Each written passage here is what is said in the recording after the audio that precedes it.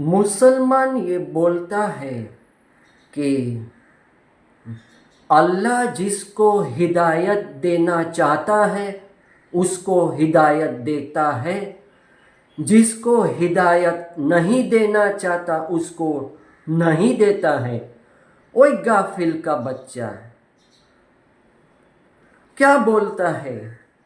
अल्लाह जिसको हिदायत देना चाहता है देता है, जिसको नहीं देना चाहता है नहीं देता। वो मतलब नहीं है।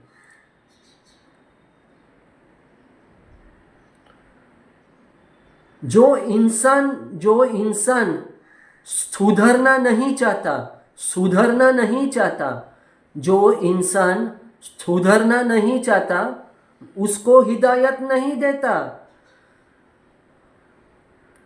जो इंसान सुधरना चाहता है उसको हिदायत देता है।